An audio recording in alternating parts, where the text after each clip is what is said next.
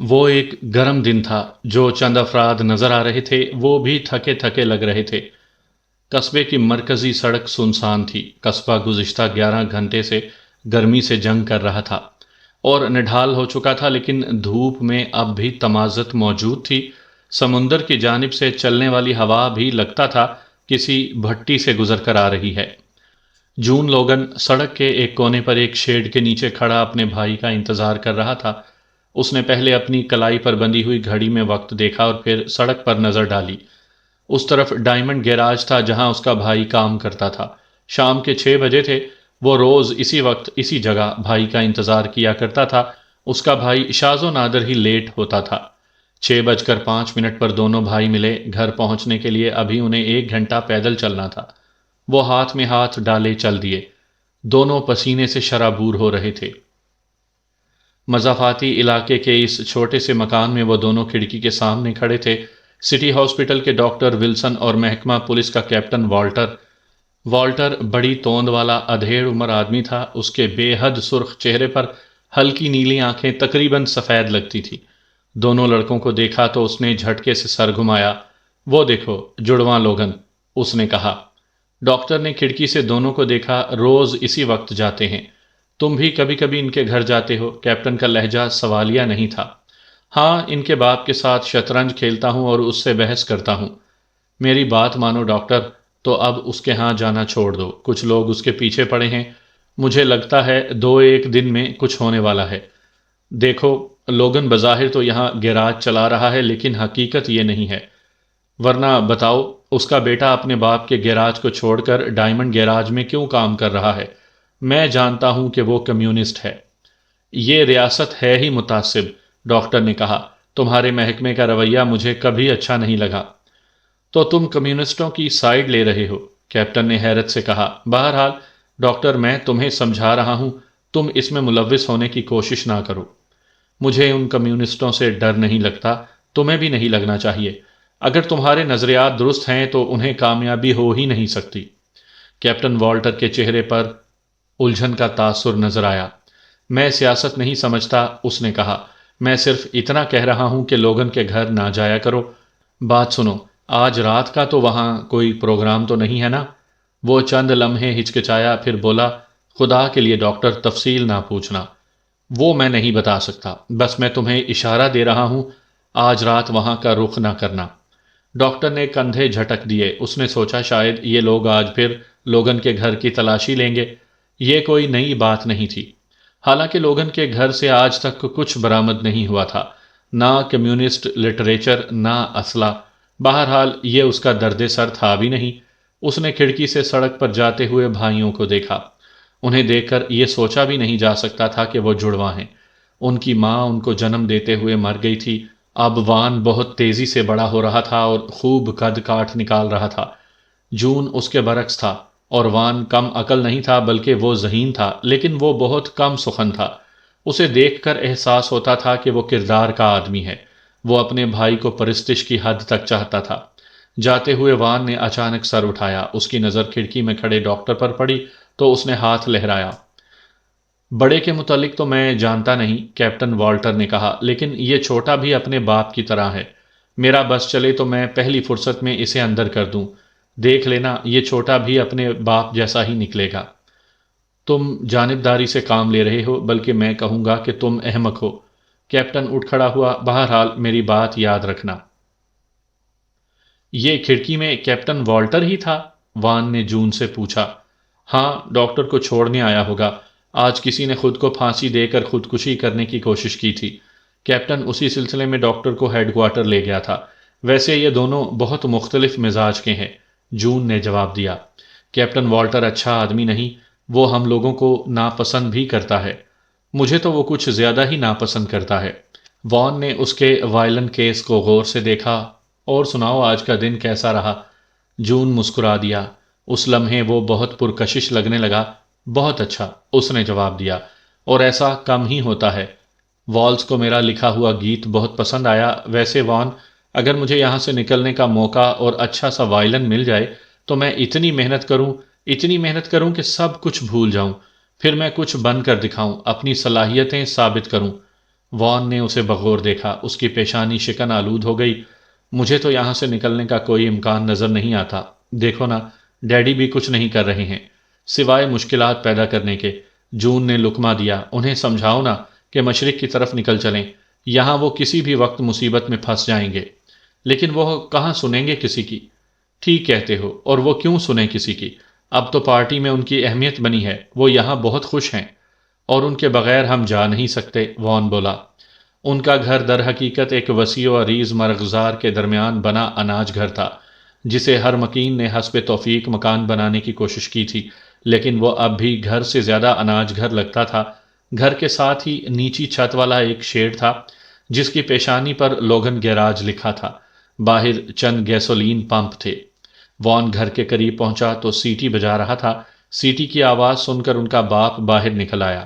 وہ پستہ قامت اور موٹا تھا، چہرے پر جھریاں تھیں، حالانکہ وہ صرف 50 سال کا تھا۔ 20 سال پہلے وہ قسمت آزمائی کی غرض سے ہجرت کر کے امریکہ آیا تھا۔ اس نے مختلف کام کیے لیکن ٹکا کہیں بھی نہیں۔ ان مختلف کاموں اور ملازمتوں کے دوران اس نے محنت کا استحصال ہوتے دیکھا۔ طبعاً وہ باغی اور لڑاکا تھا۔ وہ مزدوروں کے حق کے لیے آواز بلند کرنے لگا، یوں اسے خطرناک قرار دے دیا گیا۔ کئی بار اس کی پٹائی ہوئی اور زندگی تک کو خطرہ لاحق ہو گیا۔ وہ ایک جگہ سے دوسری جگہ پھرتا رہا۔ پھر اس نے کیلیفورنیا کا رخ کیا۔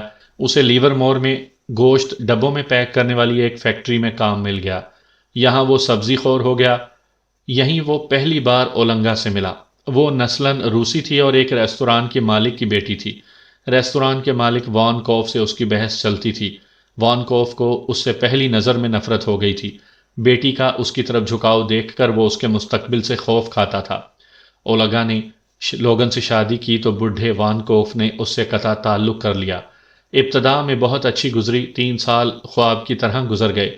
شادی کی تیسری سالگرہ کے 1 ہفتے بعد اولگا نے جڑواں بیٹوں کو جنم دیا، لیکن خود جاں بر نہ ہو سکی۔ مائیکل لوگن کی دنیا اجڑ گئی۔ شروع میں تو ایسا لگتا تھا کہ وہ پاگل ہو جائے گا۔ بچوں کی وہ شکل دیکھنے کا بھی روادار نہیں تھا۔ چنانچہ بچوں کو وان کوف کے سپرد کر دیا گیا۔ وان کوف ریٹائر ہو چکا تھا۔ بچے اسے اور اس کی بیوی کو قدرت کا تحفہ لگے۔ 5 سال تک بچے وہاں رہے۔ پھر اچانک چند دنوں کے وقفے سے بوڑھا وان کوف اور اس کی بیوی انتقال کر گئے۔ مائیکل کو یہ خبر چند روز بعد ملی۔ وہ آیا اور نہ چاہتے ہوئے بھی بچوں کو اپنے ساتھ لے گیا۔ حالانکہ وہ ان کی صورت بھی نہیں دیکھنا چاہتا تھا۔ وہ دونوں اس کی محبوب بیوی کی موت کے ذمہ دار تھے، لیکن کچھ ہی دن میں وہ بدل گیا اور اسے بچوں سے محبت ہو گئی۔ ایک کی جسمانی نشوونما زبردست تھی اور دوسرے میں موسیقی کا رجحان تھا۔ وقت گزرتا گیا۔ اب مائیکل لوگن 50 برس کا تھا۔ اس وقت وہ بیٹوں کو دیکھ کر مسکرایا اور ان کے قریب آنے کا انتظار کرتا رہا۔ پھر وہ نیچے اترا اور پورچ میں ایک ٹوٹی کرسی پر بیٹھ گیا۔ اس نے بیٹوں سے ان کے کام کے متعلق پوچھا، پھر گیراج کی طرف اشارہ کرتے ہوئے بولا، آج تو مجھے بھی کام ملا۔ ایک فورڈ ٹھیک کرنے کے لیے لائی گئی تھی۔ جون نے گیراج کی طرف دیکھا۔ فورڈ کا پچھلا حصہ نظر آ رہا تھا۔ وان نے باپ کو بغور دیکھتے ہوئے کہا، آج قصبے میں اجنبی لوگ آئے ہیں۔ 4 بھری ہوئی کاریں تو میں نے خود دیکھیں۔ باس کا کہنا ہے کہ وہ اینٹی کمیونسٹ لوگ ہیں، اور وہ لوگ مختلف علاقوں سے آئے ہیں۔ جون بولا، ڈیڈی آج میٹنگ نہیں تھی؟ ملتوی کر دی گئی ہے، مائیکل نے جواب دیا۔ مجھے اجنبیوں کی آمد کا علم تھا۔ اس کار میں بھی 2 اجنبی ہی آئے تھے۔ اس نے گیراج میں کھڑی فورڈ کی طرف اشارہ کیا۔ لہٰذا تم دونوں کو پریشان ہونے کی ضرورت نہیں۔ آج رات تمہارے باپ کی پٹائی نہیں ہوگی۔ سورج ڈھلنے کے بعد 300 کے قریب افراد ریلوے ڈیپو پر جمع ہو گئے۔ ان میں ہر طرح کے لوگ تھے، کسان، کلرک، مزدور، خلاصی۔ وہ سب لباس سے غریب لگ رہے تھے، لیکن لگتا تھا کہ انہوں نے اس کے لیے اہتمام کیا ہے۔ ان میں سے چند کسان مسلح تھے، باقی لوگوں کے ہاتھ میں لاٹھیاں اور ڈنڈے تھے۔ بیشتر نشے میں بھی تھے، وہ سب غصے میں تھے۔ انہیں پتہ چل گیا تھا کہ میٹنگ ملتوی کر دی گئی ہے۔ ان بدبختوں کو خبردار کس نے کیا؟ ایک یک چشم کسان نے دھاڑ کر کہا، خدا کی قسم میں آج ان کمیونسٹوں پر ثابت کر دیتا کہ ہم اس ملک میں ان کا وجود برداشت نہیں کریں گے، مگر اب ہم کیا کریں، ناکام واپس جائیں؟ چند منٹ بعد کچھ بہتر لباس والے کلرک ٹائپ کے افراد ان میں گھل مل گئے۔ انہوں نے گروہ کو ٹاؤن ہال کی طرف چلنے کا مشورہ دیا جہاں میٹنگ ہونا تھی۔ لوگ 4-5 کی ٹکڑیوں میں ٹاؤن ہال کی طرف چل دیے۔ وہ سب مشتعل تھے اور خود کو شتر بے مہار محسوس کر رہے تھے۔ انہیں کسی لیڈر کی ضرورت تھی۔ حال میں سناٹا تھا، ذرا دیر میں وہاں ہنگامہ برپا ہو گیا۔ ہر شخص اپنی کہے جا رہا تھا، کوئی کسی کی سننے کو تیار نہیں تھا۔ اچانک ایک شخص کسی کو گھسیٹتا ہوا حال میں داخل ہوا، مجمع ان کے گرد اکٹھا ہو گیا۔ وہ شخص گٹھری بنا فرش پر پڑا ہانپ رہا تھا، اس کا منہ کھلا ہوا تھا، کپڑے پھٹے ہوئے تھے، اس نے دونوں ہاتھ سے خون آلود چہرہ چھپایا ہوا تھا۔ اس نے یوں ادھر ادھر دیکھا جیسے چھپنے کی کوئی جگہ تلاش کر رہا ہو۔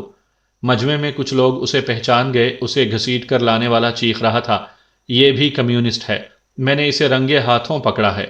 وہ آرٹسٹ جان گرین تھا، کبھی کبھی اس کے اسٹوڈیو میں میٹنگز ہوتی تھیں۔ وہ بائیں بازو کے اخبارات کے لیے تصویریں بناتا تھا۔ اس وقت اس کی جیب میں سٹیکر تھے، سٹیکر میٹنگ ملتوی ہونے سے اور میٹنگ کی نئی تاریخ سے متعلق تھے۔ گرین بہت خوف زدہ تھا، وہ اس وقت جانور نما انسانوں میں گھرا ہوا تھا جن سے رحم کی توقع بے سود تھی۔ وہ خود کو بہت تنہا محسوس کر رہا تھا۔ تو تم کمیونسٹ ہو؟ مجمع میں سے ایک لیڈر ٹائپ آدمی آگے بڑھا۔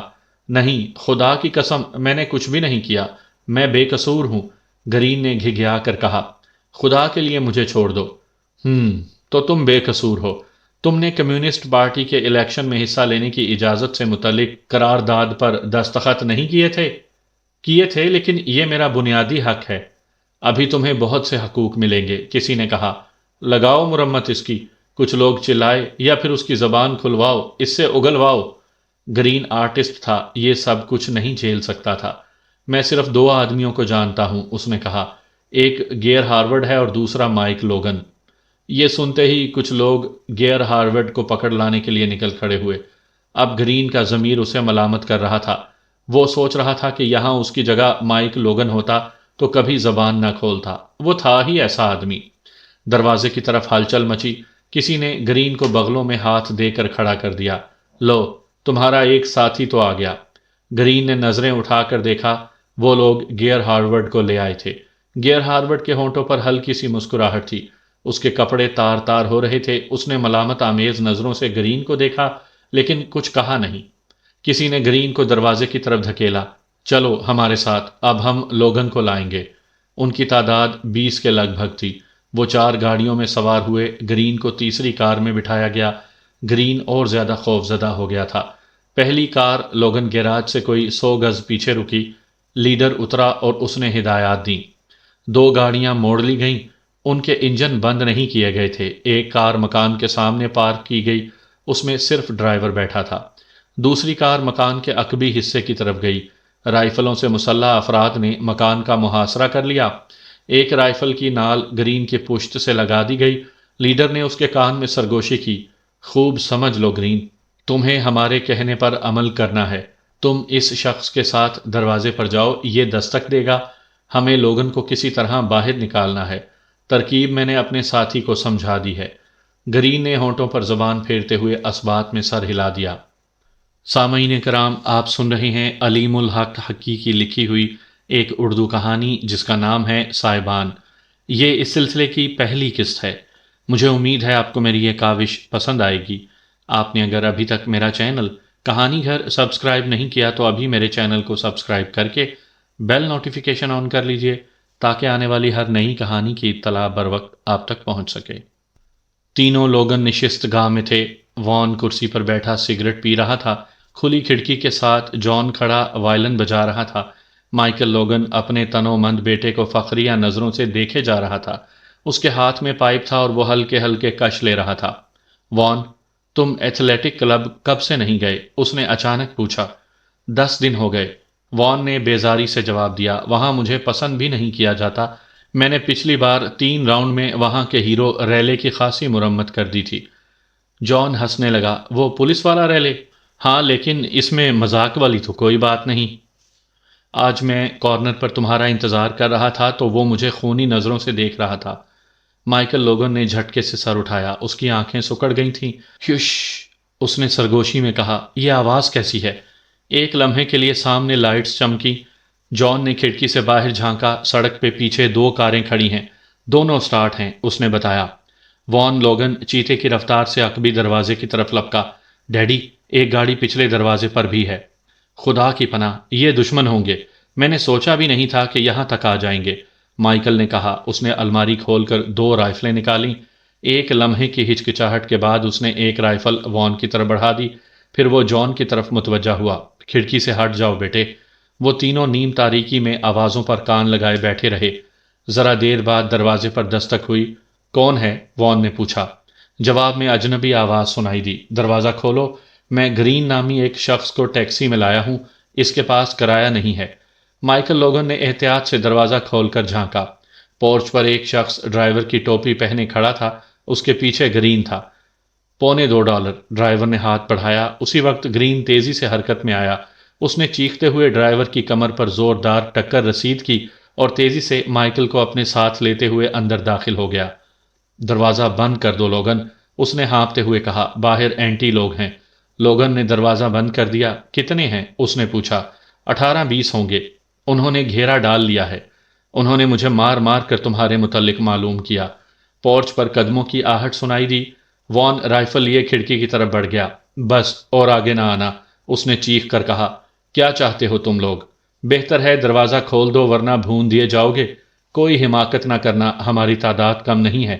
وہ ڈرائیور تھا۔ وان نے اس کے سر سے ذرا اوپر فائر کیا۔ ڈرائیور کوئی آڑ لینے کے لیے لپکا، فوراً ہی رائفلیں گرجیں، پھر خاموشی چھا گئی۔ مائیکل لوگن نے پیشانی سے پسینہ پہنچا۔ مجھے افسوس ہے کہ میں تمہیں بھی مصیبت میں پھنسا چکا ہوں، اس نے وان سے کہا۔ باہر سے عجیب سی آواز آئی اور کمرے کے فرش پر کوئی چیز آ کر گری۔ جون رینگتا ہوا اس تک پہنچا۔ خدا کی پناہ، وہ منمنایا، گیس کا شیل ہے، شکر ہے پھٹا نہیں۔ ایک اور شیل بیرونی دیوار سے ٹکرایا۔ باہر موجود لوگ کھانسنے لگے۔ چلو خود ہی ذائقہ چکھ لیا بدبختوں نے، وان نے کہا۔ کچھ دیر سناٹا رہا، پھر فائرنگ ہوئی۔ اس کے بعد تیسرا شیل فرش پر جون سے 5 فٹ پیچھے گرا۔ کمرہ گیس سے بھر گیا۔ جون گھبرا کر فرش پر لیٹ گیا۔ اس کی آنکھوں سے آنسو بہنے لگے۔ وہ بری طرح کھانس رہا تھا۔ دیکھتے ہی دیکھتے اس کا چہرہ سرخ ہو گیا۔ وان کھانستے ہوئے اس کی طرف لپکا۔ اس نے باپ کو پکارا۔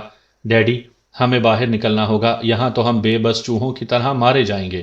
مائیکل لوگن کے پھیپھڑوں میں جلن محسوس ہو رہی تھی۔ اس نے بڑھ کر دروازہ چوپٹ کھول دیا اور دیوار سے لگ کر کھڑا ہو گیا۔ چند لمحے بعد گرین بھی کھانستا ہوا باہر آ گیا۔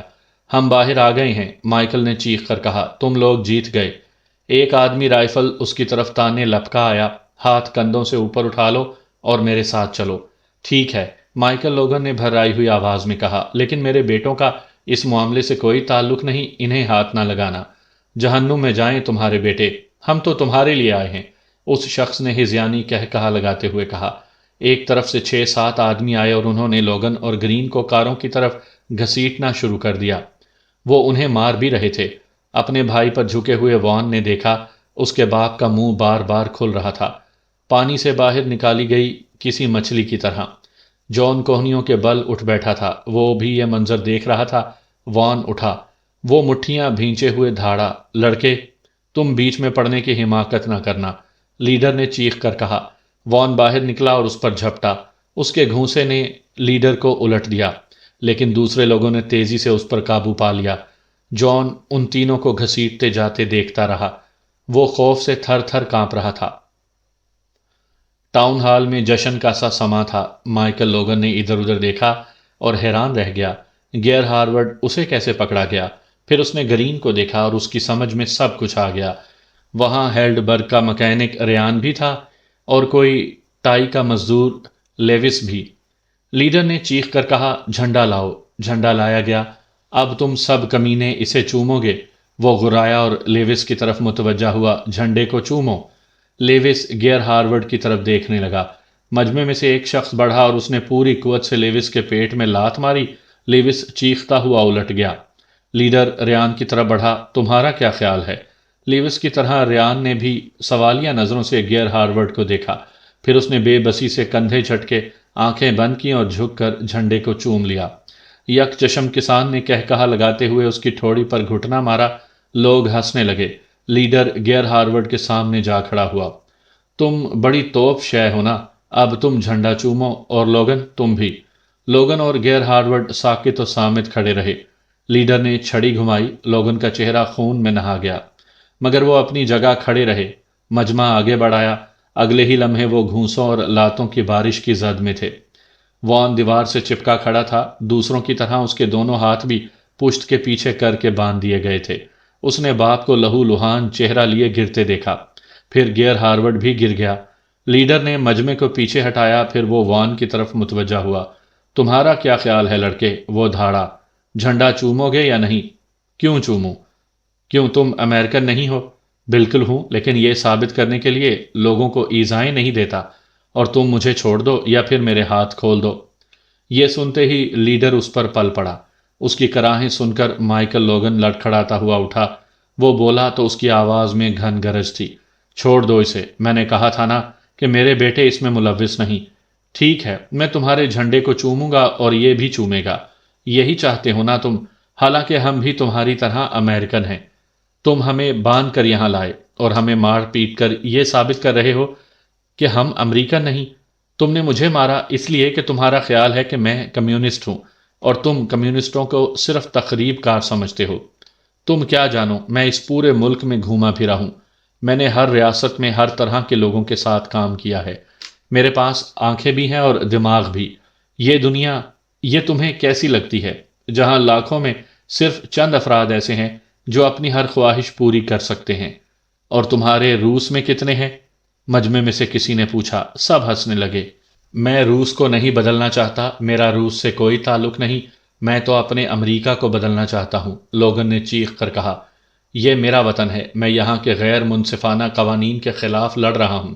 میں بدعنوان انتظامیہ اور رشوت ستانی سے لڑ رہا ہوں، اور وہ کمینے تمہیں بہکاتے ہیں کہ میں تم سے لڑ رہا ہوں، اور تم بے وقوف سمجھتے بھی نہیں کہ… وہ یہیں تک کہہ پایا تھا کہ مجمع اس پر ٹوٹ پڑا۔ ذرا دیر بعد وہ ان پانچوں کو سڑک پر لے آئے۔ وہ اپنی دانست میں امریکہ کے آئین کا دفاع کر رہے تھے۔ ڈاکٹر ولسن نے تھکے ہوئے لہجے میں نرس سے کہا، انہیں اندر لے آؤ۔ نرس باہر گئی اور اس نے اشارے سے انہیں بلایا۔ دونوں لڑکے اندر آئے۔ جان کا لباس صاف ستھرا تھا، جبکہ وان کے جسم پر چیتھڑے جھول رہے تھے۔ دونوں تھکے تھکے اور وحشت زدہ لگ رہے تھے۔ مائیکل لوگن کے نتنوں میں آکسیجن کی ٹیوبز لگی ہوئی تھیں۔ اس کا چہرہ کٹا پھٹا اور سوجا ہوا تھا۔ وہ 2 دنوں سے بے ہوش تھا۔ ڈاکٹر، یہ کیسے ہیں اب؟ جان نے پوچھا۔ مجھے افسوس ہے بیٹے، ان کے بچنے کی کوئی امید نہیں۔ وان باپ پر جھک گیا۔ ڈیڈی، یہ میں ہوں، وان۔ مائیکل کی آنکھیں کھلیں، لیکن ان میں شناسائی کی چمک نہیں تھی، پھر وہ بند ہو گئیں۔ ذرا دیر بعد مائیکل لوگن کی آنکھیں پھر کھلیں۔ ڈاکٹر نے جھک کر اس کا ہاتھ تھام لیا۔ مائک، تمہارے بیٹے آ گئے ہیں۔ پھر وہ لڑکوں کی طرف مڑا۔ قریب آ جاؤ، وقت ضائع نہ کرو۔ وہ دونوں باپ پر جھک گئے۔ مائیکل کے متورم ہونٹ ہلے۔ میرے بچوں، میری بات غور سے سنو۔ گھر میں الماری میں ایک چھوٹا بکسا ہے، اس میں زیادہ نہیں، صرف چند $100 ہیں۔ وہ لو اور اس ریاست سے جلد از جلد نکل جاؤ۔ یہاں تم زیادہ نہیں پنپ سکو گے، میرا نام تمہارا پیچھا کرتا رہے گا۔ لیکن ڈیڈی، جان کے لہجے میں احتجاج تھا، جیسا میں کہتا ہوں ویسے کرو، میں تمہارے لیے کچھ بھی نہیں کر سکا۔ اس کی آواز لرز رہی تھی، لہجے میں اذیت تھی۔ میرے بچوں، سیاست میں کبھی نہ پڑنا۔ میں نے 15 سال گنوائے اور کچھ بھی نہیں پایا۔ تم میرے بچوں، بس دولت کمانا، یہ بہت گھٹیا مشورہ ہے نا؟ لیکن میں نہیں چاہتا کہ تم میری طرح لڑو مرو۔ تم یہاں سے چلے جاؤ، کسی ایسی جگہ جہاں کوئی تم سے واقف نہ ہو، اور اپنی زندگی بناؤ۔ تمہارے پاس ذہانت بھی ہے اور طاقت بھی۔ وان مسکرا دیا۔ آپ ہماری فکر نہ کریں ڈیڈی، ہم ٹھیک رہیں گے۔ مائیکل نے آنکھیں موند لی۔ ڈاکٹر نے جھک کر اسے دیکھا اور دونوں لڑکوں کو باہر لے گیا۔ تم یہاں رکو، میں ابھی آتا ہوں، اس نے کہا اور دوبارہ اندر چلا گیا۔ لڑکے راہداری میں دیوار سے ٹیک لگائے خاموش کھڑے رہے۔ چند لمحے بعد ڈاکٹر آیا۔ وہ تمہیں بلا رہا ہے، اس نے وان سے کہا۔ وان دوبارہ کمرے میں چلا گیا۔ وہاں اسے موت کی موجودگی کا احساس ہو رہا تھا، یوں جیسے اندھیرے میں کسی ذی روح کی موجودگی کا احساس ہوتا ہے۔ وہ خوف زدہ ہو گیا۔ یہاں آؤ وان، مجھے تم سے بات کرنی ہے، مائیکل نے اسے پکارا۔ وان آگے بڑھا اور بستر کی پٹی پر بیٹھ گیا۔ بیٹے، یہ جذباتیت کا وقت نہیں، موت ایک بے حد غیر جذباتی حقیقت ہے۔ میں نے بہت سخت زندگی گزاری ہے، وان، اور میری موت میں بھی کوئی نہیں آ سکتا۔ مائیکل نے اپنے سرد ہاتھ سے بیٹے کا ہاتھ تھام لیا۔